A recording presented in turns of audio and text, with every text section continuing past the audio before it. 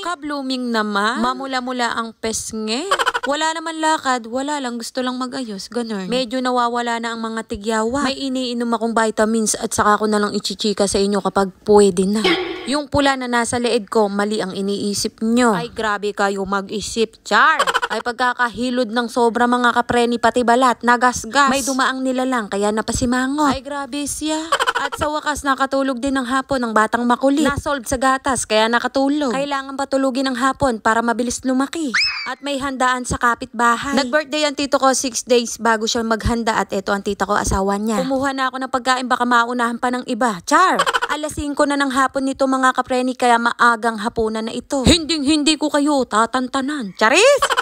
Bakit nagkaganon? Hindi ako nauna mga kapreni ha. May nauna sa akin at bumaba na at kumain na dun. Basta dun, huwag nyo nang tanongin. Haha!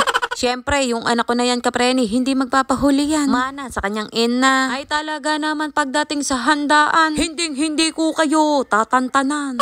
Ay parang ewan lang ang kapreni nyo na sobrahan sa pagkain.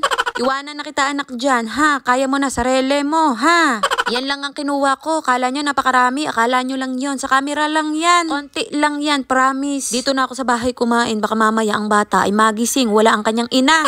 Ay grabe. Pagkakalaking pusit. Kaya mong kainin ng buo. Inilalapit kay Rowie. Siyang lumalayo naman. Akala niya aanuin siya. Iihaw yan para bukas. At kinabukasan na nga ito ng kahapon. Yan nga pala ang tito ko nag-birthday 6 days bago naghanda. At pinag-isipan muna kung maghahanda. Charis! Hinawakan ni Rowie ang pisngi. Pati sa kanya, hinawakan niya. Nagulat siya, ba't malaki yan sa kanya? Inihaw na ang napakalaking pusit. At may nilagay sa loob niyan, kapreni, hindi ko alam kung ano. Tahong hipon ang nilagay dyan. Akala nyo, hindi ko alam. Akala ko nga rin eh. Di ko na sila tinulungan dahil tamad ako. Charis! Takal-takal lang at baka mapasobra ng lagay.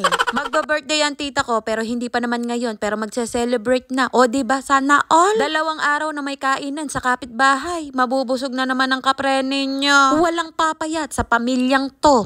Si Rowie ayaw kumain, ayaw tumaba. Ay kumain na lang daw kami ng Kuya Ken ng matiwasay. Alam nyo yung may batang maliko tapos hindi ka makakakain ng maayos. Pero ngayon kapreni makakakain ng maayos. Ay pagkakalaki. Ang sabi nga mga kapreni, walang papayat sa pamilyang ito. Hanggat may pagkain, kumain ng kumain.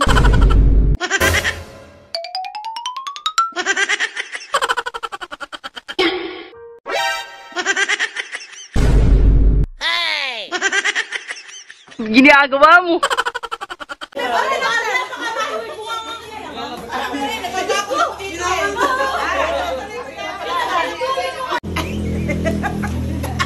Ganda. Ay oo kapreni, sinabi nyo pa, ganun kami kaingay. Malalakas boses namin, nakala nyo nga nag-aaway na kami. Pagkatapos kumain mga kapreni, yung iba nagsialisan na hindi nila alam na may ice cream pa. Meeting wagas na may tenga, sus Mariosep. Tapos kumuha na ako at baka maubusan pa. Ay sino yan? Kilala nyo ba yan? Sinama ko na sa vlog, gusto nyo yan eh. Haha! Pinukpok na ang ice cream, may pagkakatigas mga kapreni parang bato. O siya, hanggang dito na lang ang video-video. Maraming salamat sa mga nanood. Bye mga kapreni!